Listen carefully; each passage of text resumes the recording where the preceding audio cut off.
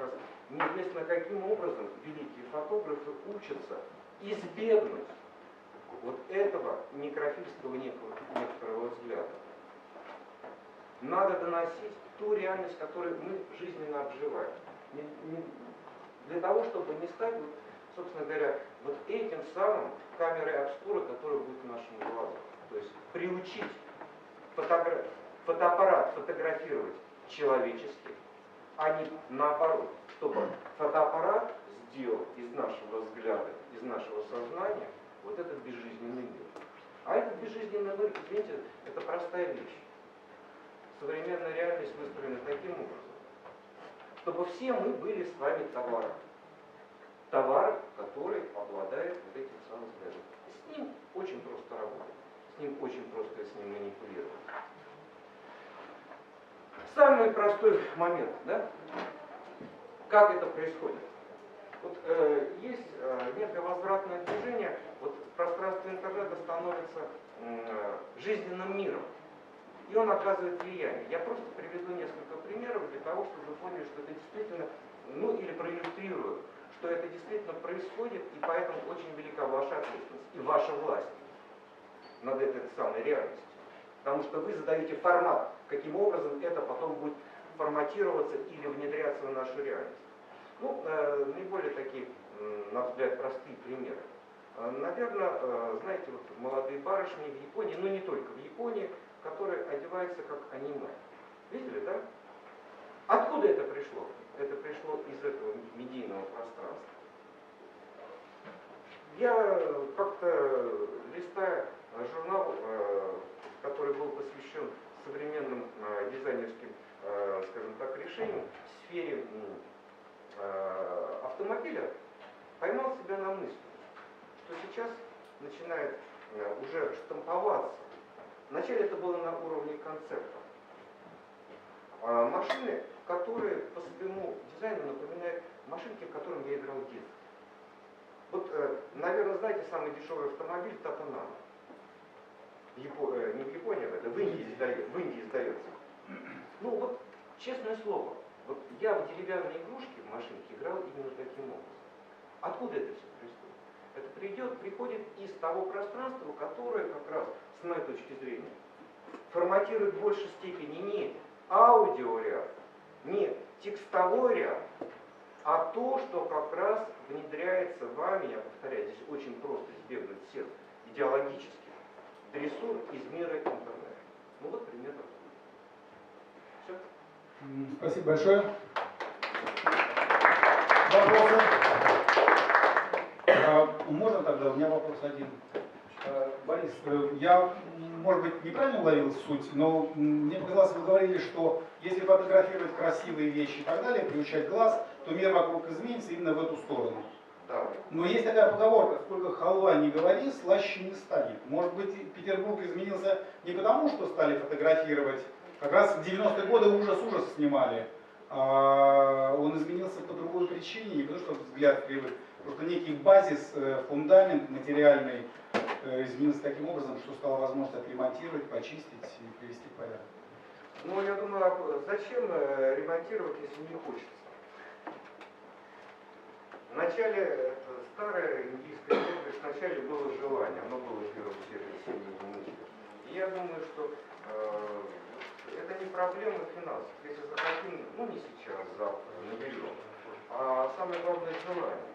Если это желание было сформировано, тогда, когда люди начали ездить за границу, посмотрели, как это приятно. Небольшой пример. Совсем недавно, который показывает, что это не с точки зрения материальности. Не знаю, там года 2 назад было принято решение, что пропускать пешеходов. Помните, там штраф поставили? Вот это 1000 рублей. Вы понимаете, человека на Land Rover или на Феррари, это не проблема, да, вот эти 1000 рублей, если он не пропустил пешехода. Но почему-то по мановению какому-то, да, такому, руки вот в основных городах вдруг все стали пропускать. Вы не заметили этот момент? Заметьте, как раз на больших дорогих машинах. Вы понимаете, что у нас невозможно в России, вот здесь, вот, с помощью штрафа в 1000 рублей кого-то что-то заставить.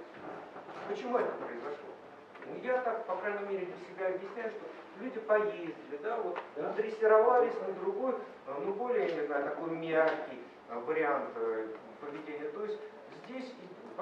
не всегда материальны. И слава Богу, они не всегда материальны, потому что мы прежде всего символические и желающие, живущие, живые существа. Спасибо. Еще вопросы? А можно у меня вопрос? Да. А вот сейчас наступает, причем очень быстрыми шагами, виртуальная реальность, дополненная реальность. Не считаете это некой, так сказать, угрозой, что в принципе жизнь туда перейдет, и уже на реальный мир хорошо? Ну, это не угроза, это реальность. Ну, вот следствие это какое будет? Это реальность. Но не мне говорить о технологиях, которые, собственно говоря, сейчас под эту реальность форматируют нашу физическую медицину, да, которая может нам сделать любое дело.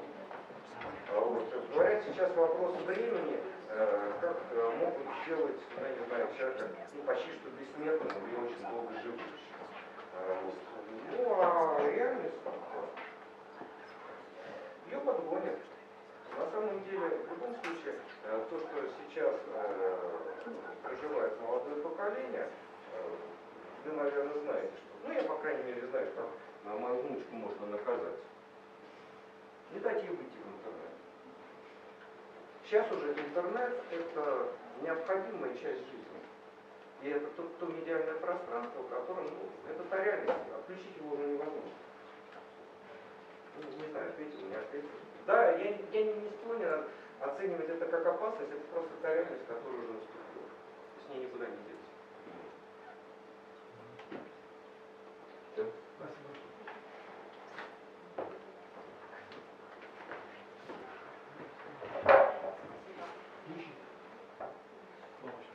Спасибо, Борис Георгиевич. Господа, если у вас еще остались какие-то вопросы, вы постеснялись, например, задать их сразу после выступления, мы перейдем в как бы более такой дискуссионный формат, да, после того, как... Вот, поэтому не забывайте их, запишите себе. Я представлю нашего следующего докладчика, участника Аска Тапани Лехмускалио, старший научный сотрудник факультета коммуникации университета Тампере, доцент, председатель секции визуальной культуры Европейской ассоциации по исследованиям и образованию в области коммуникаций. В числе его недавних публикаций книга «Изобразительные практики в эпоху камеры». Он был соредактором недавно выпущенного в издательстве Routledge сборника «Цифровая фотография и повседневная жизнь». Переводить. А нужен перевод вообще? Может быть, все понимают по-английски? Нужен?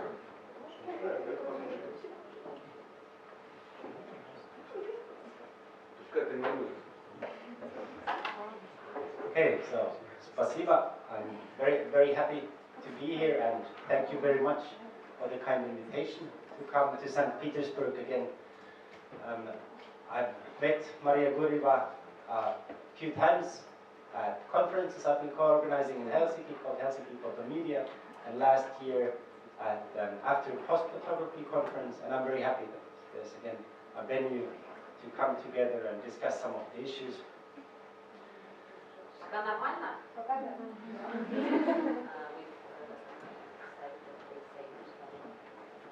Okay, yeah, good. I try to speak slowly, and I try to speak very clearly, so I try not to be complicated in what I'm saying.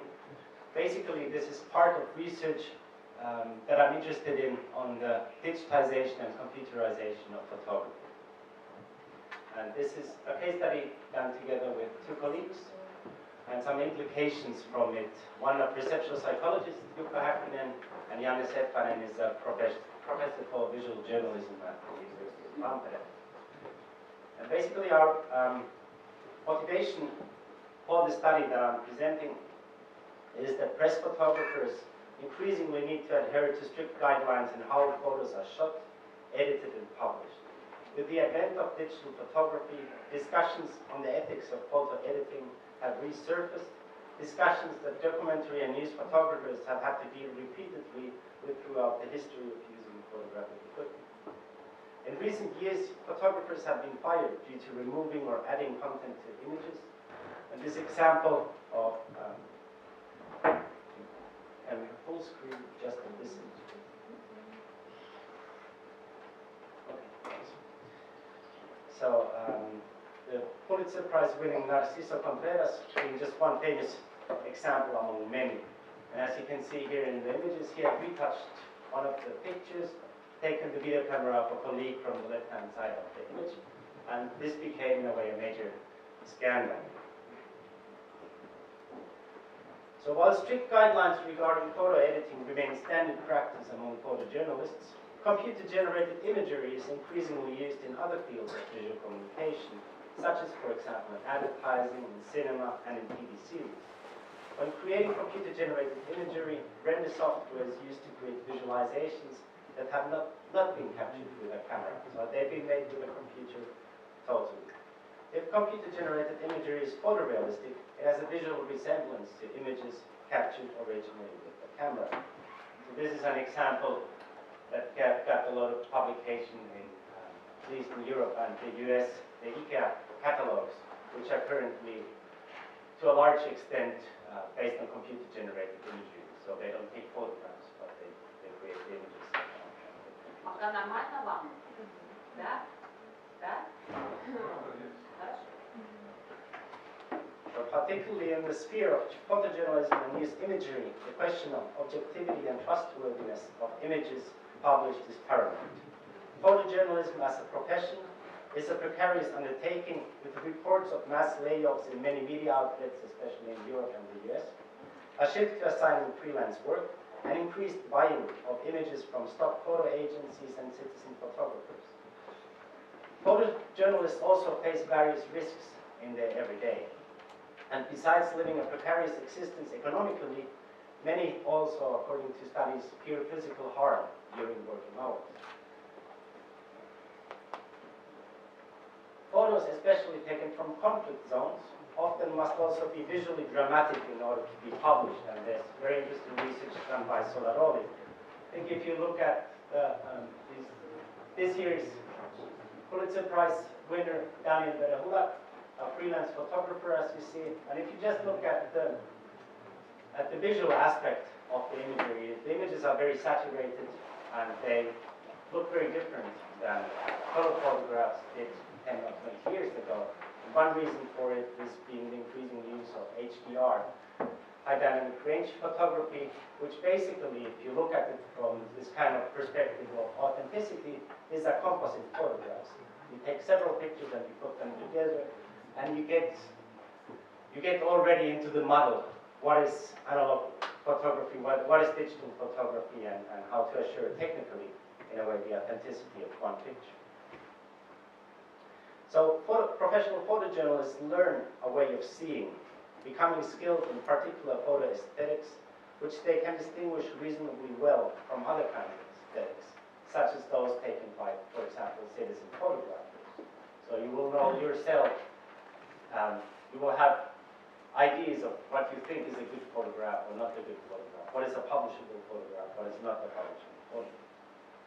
When searching for the right kinds of images while trying to make a living, some photographers have cut corners and manipulated photos before sending them out for publication.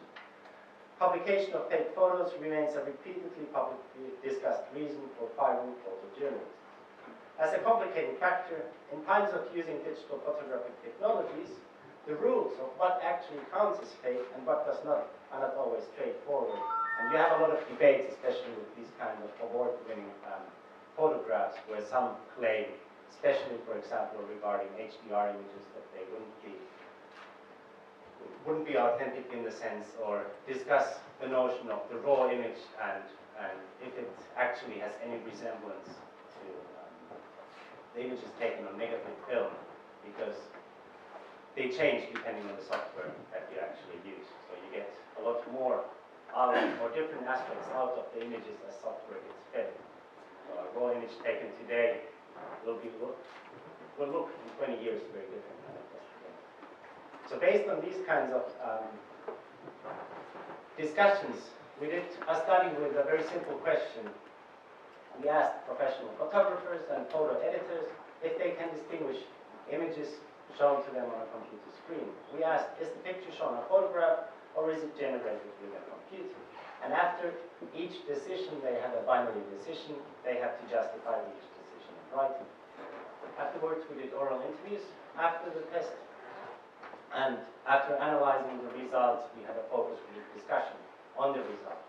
We had 20 participants who were shown 37 pictures, which were randomized throughout the study. And just to show you a few examples of the images that we showed. So some of them are computer generated and some actually have traces of being taken with camera.